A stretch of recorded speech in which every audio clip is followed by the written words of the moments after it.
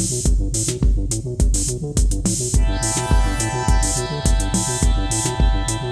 guys, Hughes, and we're going to get right into Ninja. Everybody's wanting to see what he can do. What's he going to do for the average player? That's where I come in, just building him like a middle of the road player.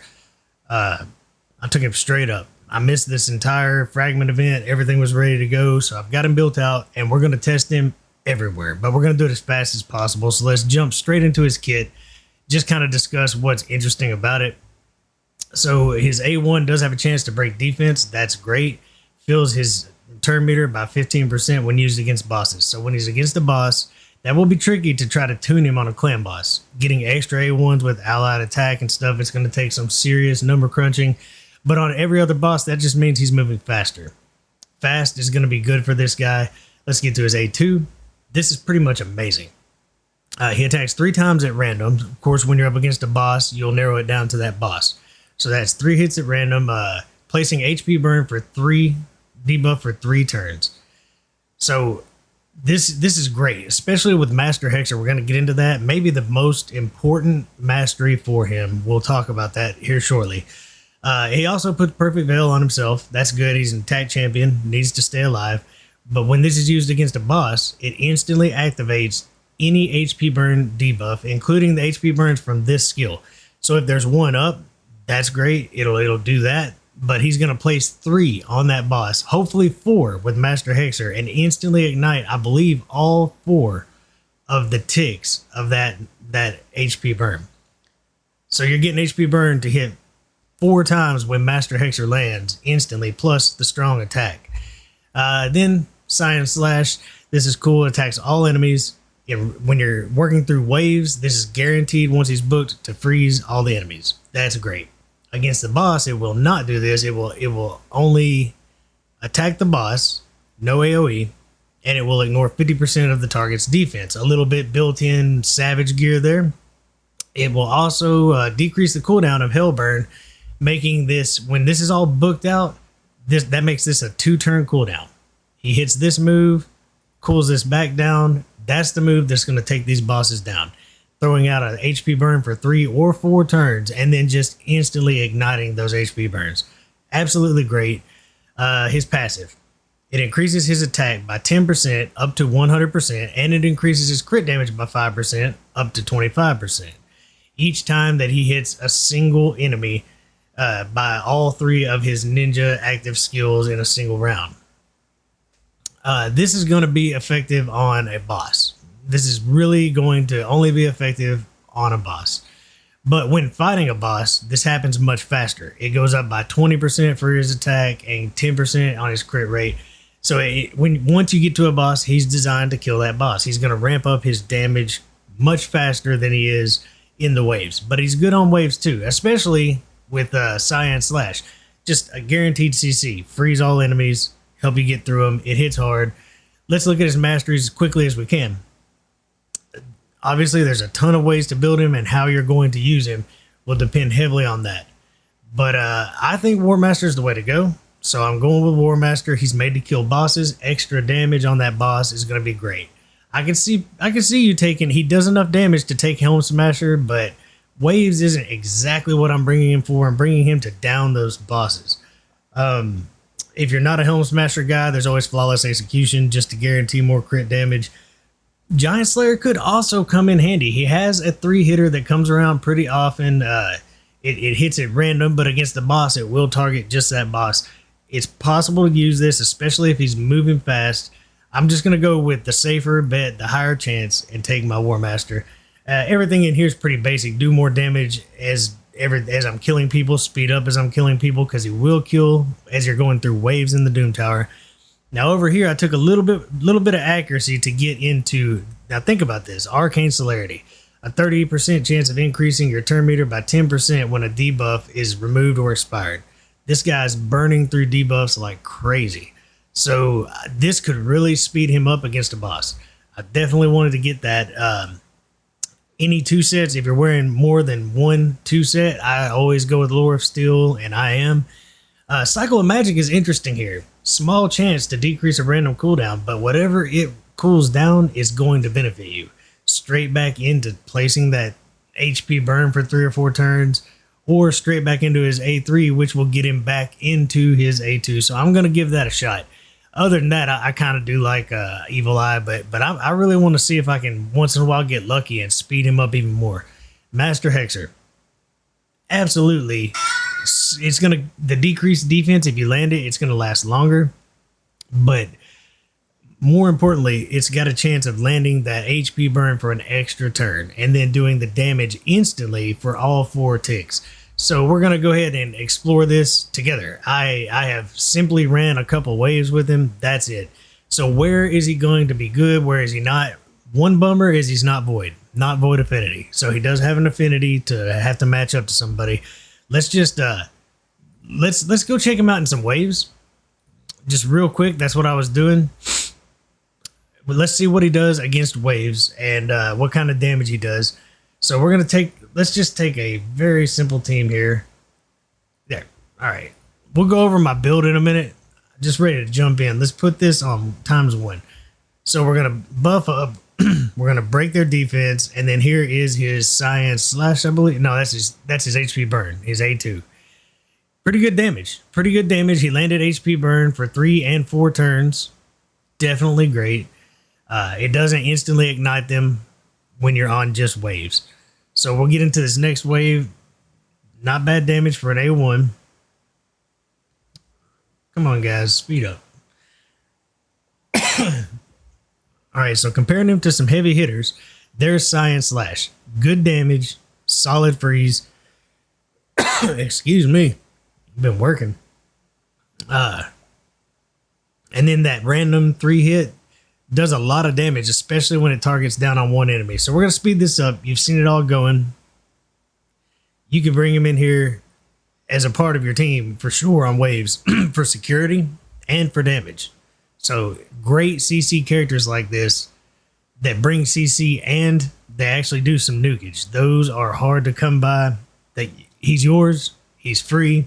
We're all getting him. So let's explore him the deepest we can. He's good on waves. I can see this guy helping you out where his affinity lines up. Really getting through maybe if you're still struggling with Nightmare after Brutal in the campaign. All right, so let's take him up against some bosses. Not the clan boss. We'll talk a little about that. I will not make you sit through this. I'm going to real quick take him in and let me take him to a boss where he's neutral affinity. Stage 20 sounds great. He's going to do just fine on here. Let me set up a team. Okay, so we're not playing around. We're going to get this guy through. We're bringing Lysandra to keep us moving fast. Simply keep us cycling fast. Brogny's going to keep us alive and do a little damage along the way. But we're going to break defense with a hard-hitting Herndig. We're going to bring our the Fat. The Fat's coming in to lay some poisons and HP burn. And right behind him, we're going to have Ninja coming in, dropping more HP burns, instantly igniting all of them. So when we get to the boss, so here we go. We'll slow this down just a bit. Want to keep up with what's actually going on here. So here comes Herndig gonna break defense, I believe. Yes, defense is down. 50,000. We got our War Master proc. Now, okay, now he's really ramping up. Every enemy he killed sped him up. Now, here's the point where we laid some poisons and an HP burn for 2 turns.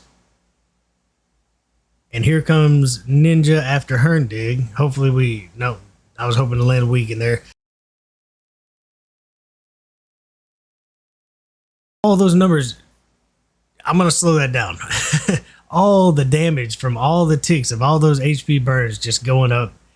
Absolutely great. Now let's speed this up because we don't want to be here all day. We want to see what he does for all these different bosses. Discuss where you really want to use him. Definitely going to be amazing in Doom Tower. So this next inhale, let's just kind of let this go quickly and watch. Like right here's Ninja coming in with 100,000 plus a War Master proc. And there, he just finished him off with that A2. That A2 is ridiculous. You see how much health dropped? Absolutely ridiculous. Let's real quick get rid of these. All right. So you're going to want to be at least neutral affinity wherever you go. You could take him. Okay, something interesting. Let's test this. We'll get out of here if it doesn't work as well as I'm wondering how this. I wonder how this is going to go. So you come into the spider. He's going to be good against the spider, but you're still going to want an HP burn strategy going on, or you're going to want a lot of turn meter control. So let's just real quick. This is not a good affinity for him. Oh wait, no, he's actually a very good affinity for him. Yeah. Let me set up a team here. All right, let me pause this. Okay. If you were using him to freeze the enemies, I kind of want to explore this a little bit. Let's speed us up, drop the turn meter. We're going to break, because I don't know how this is going to go. Let's break all their attack, all their defense. I think we will wait to use her turn meter. All right, so here, if you wanted to try to freeze all the spiderlings, if you hit the boss, it should not work. If you hit a spiderling, then you have somebody who can control the spiders, but you'll have to click that manually, even if you're on auto. We don't need to stun because of that, so we'll just go with the A1 here. Take some turn meter down. This would pair up good with an actual HP burn strategy. But we got slow on the spider. We're really in control here. There's that big hit from Cold Heart. Let's go ahead and see. Let's compare this to what we just did with Cold Heart. Let's just do the A2. Not bad. Not bad for not being a max HP hit.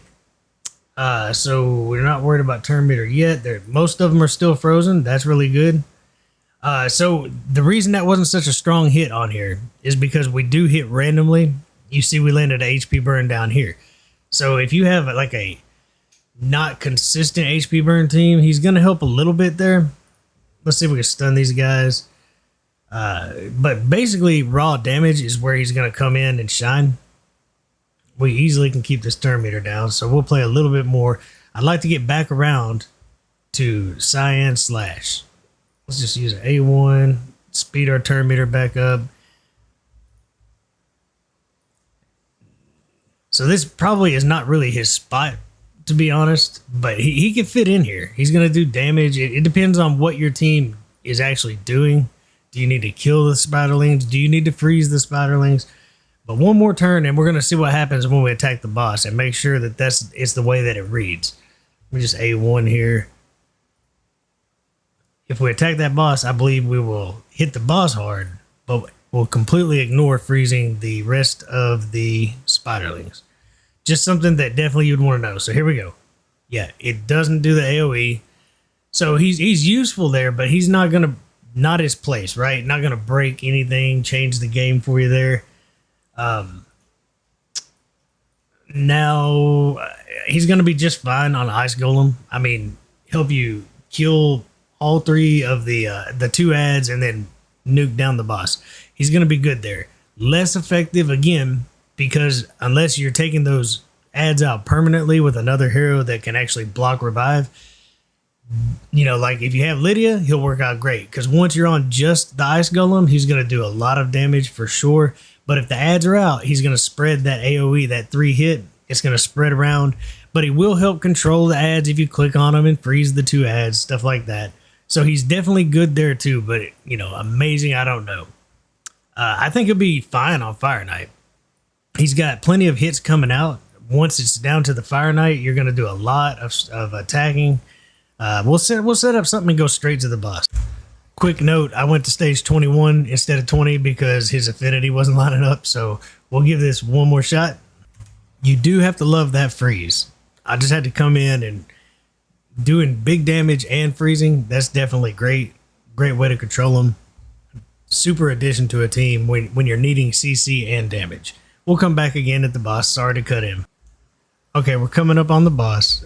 Something some people might not know. When you freeze a character, they actually take slightly less damage. That's why stuns are preferable when you can do it. Not a big deal. I would rather have a frozen hero that I'm beating on taking slightly less damage.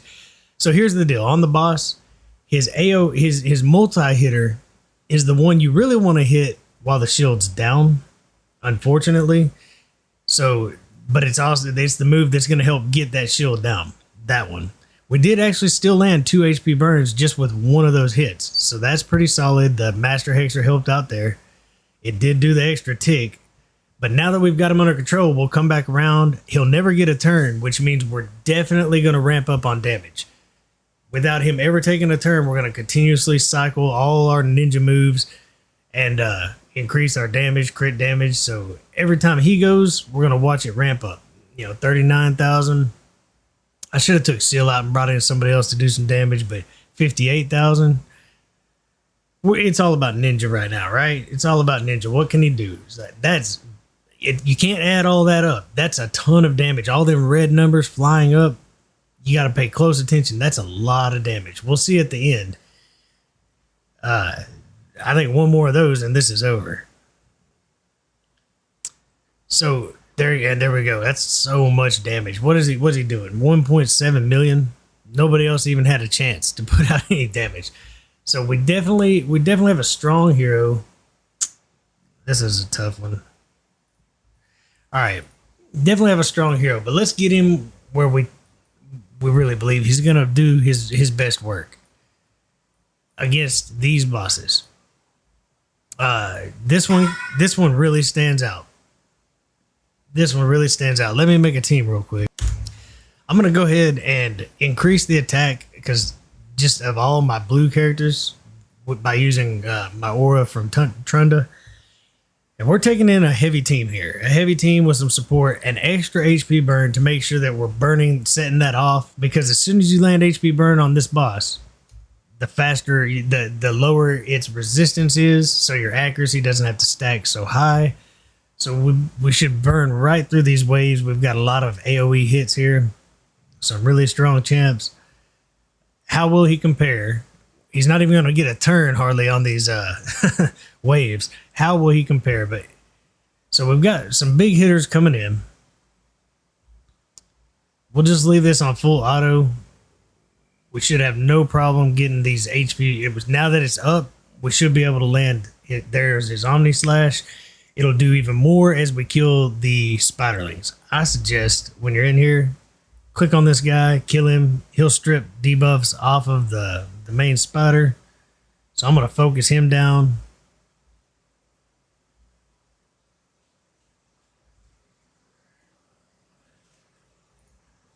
And then when Ninja's coming up, I'll put it back on the middle.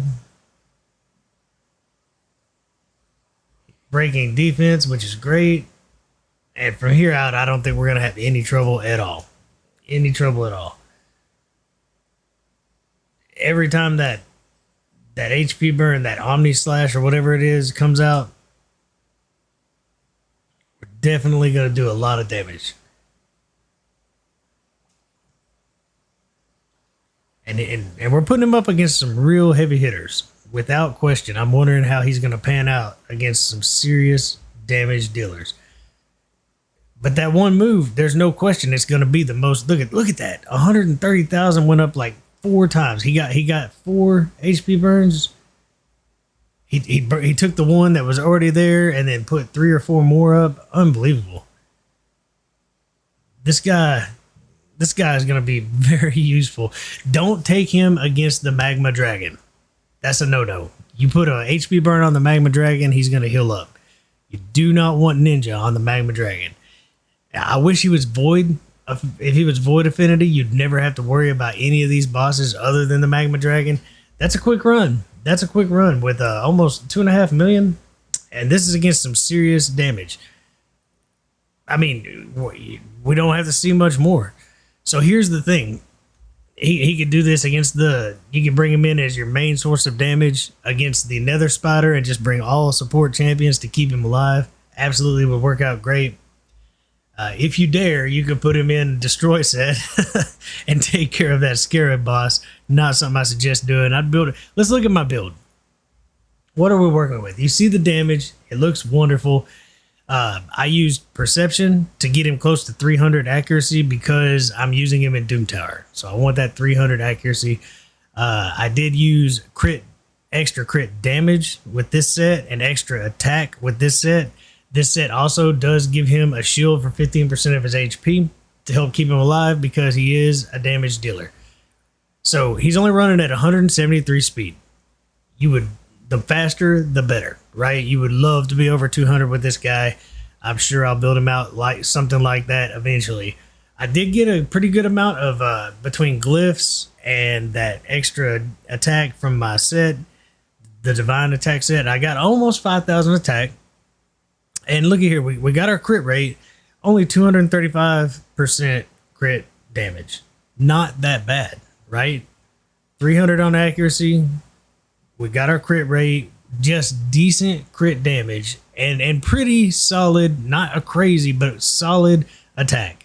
Just enough HP to stay alive. He gets a shield for that HP. That's it. Of course, I did it through speed boots, attack chest, crit damage gloves. This is pretty much the standard build. Looking for crit rate and speed. Pretty much everywhere I went, crit rate. I had to get the crit rate where I needed it. I didn't have anything with speed under accuracy, so I had to just take this. It did have some attack percent. I love that. Crit damage here, and then I happen to get, an extra roll on almost every one of these. Nothing special going on there. A little bit of attack here. That's it. That's all it took to do that. So let's break him down. End game, when I put some serious gear on this guy, I don't think I'm going to use the Savage set like everyone's going to do. I think I'm going to use the Cruel set. It gives you a smaller bit of ignore defense. He already can ignore 50% on a boss. So I'll give him probably some of the Cruel set, but I'm going to go for serious speed and try to keep his attack about where it is. And I would like to up that crit damage, and he's going to rock. He's absolutely going to rock. I'm going to keep him around 300 accuracy, or he'll have to roll with somebody that boosts accuracy. Either way is fine. But, man, I'm telling you, end game, he's going to be fun to use against these bosses watching ridiculous numbers fly. But he can do this for you. On my free-to-play account, it's going to be even more amazing. Even with less numbers than what I have now, which is almost obtainable on my free-to-play account. He's going to do that for me against these bosses where I don't have those heroes that can do that. It's going to be absolutely wonderful. So the further down you are, the quicker you're going to enjoy him. Now let's talk about books. I was ready for this. I booked him out. Everything's ready to go. But seriously, if you just got him, especially if you're like mid or earlier game, the A1, not that important. If you've got somebody that breaks defense, by now you probably do. Not all that important. I actually like the damage more than it gives him 55-60% chance, which is solid on an A1. If you didn't land any books here, not that big a deal. This is a 4-turn cooldown without books. Now I do like it being 100%. It's 3 random hits. Each one has a chance to do this. This one you would love to have booked, but if you don't, you still have a 75% shot at landing an HP burn for 3 turns and on 3 enemies. That's amazing, right? So this is not bad if you can't book him out yet. This is one you want booked without question. And pretty much the same here. A 5-turn cooldown, that's a long cooldown if you don't have books. But you're only missing that one big 15% damage chunk. And again, you're stuck at 75% chance of freezing the entire enemy. If you're early game, this is still a solid move. It just doesn't come around very often, but you'll probably still be building him fast. So he's going to make a difference even if you're not able to book him if you're early game. If you're mid game, hopefully you'll start putting books into him and increasing his value. And towards end game, you're going to want to book him out. I mean, he's worth booking. Everything becomes 100%. And this move on a 3-turn cooldown, this on a 4, puts this pretty much on a 2-turn cooldown. Definitely worth booking. Every little bit of this damage is worth booking. If anybody slips up and misses on their decreased defense, having this is solid as a rock. Absolutely great. Absolutely great. So yeah, I don't think he's the best hero in the game, but he's fun to use.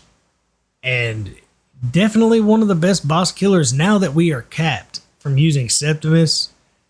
Septimus still does huge damage, but you're capped at 10% when he comes in with that big hit. Same with Cold Heart, same with Royal Guard against bosses. This just breaks past that cap. So he's one of those heroes that can really push you. And we all get him. we all get him. So we don't have to, you don't have to hope and pray that you pull him from a shard. If you just log in for 7 days and he's yours. That's the most exciting part about him. He can break the 10% cap easily, and he can do it for everybody. Everybody out there, even if you just started this week, getting this guy is going to make playing the game so much easier. Even his AoE does real damage, so he's going to help you in all your content, as long his affinity is the only downside. If he was void, he'd be absolutely one of the better characters in the game. But I think you're going to have a lot of fun with him. I know I am. I can't wait. I'm probably going to tweak his build now, make him a little bit stronger, but absolutely fun. And I'm going to say, I guess it's everybody's already saying it. It's actually a very cool champ. Of course, it's based on Ninja, the streamer. And so you can't, some people are like, he looks out of place for the game or whatever, maybe less Shadowkin than some others or whatever. Well, they had to make it look like the streamer, right? I mean, so what are you going to do? I think he's cool. I think he's cool looking. I love the weapons. I love the armor. The one wing thing's pretty cool. I'm like old school Final Fantasy fan, so it makes me think of like Sephiroth with a broken wing. It's pretty solid to me. Guys, I'm going to end it here. If we figure out how to put this guy on a clan boss, it's going to be really interesting to see what he can do. So that's my first impressions. Until next time, enjoy the grind.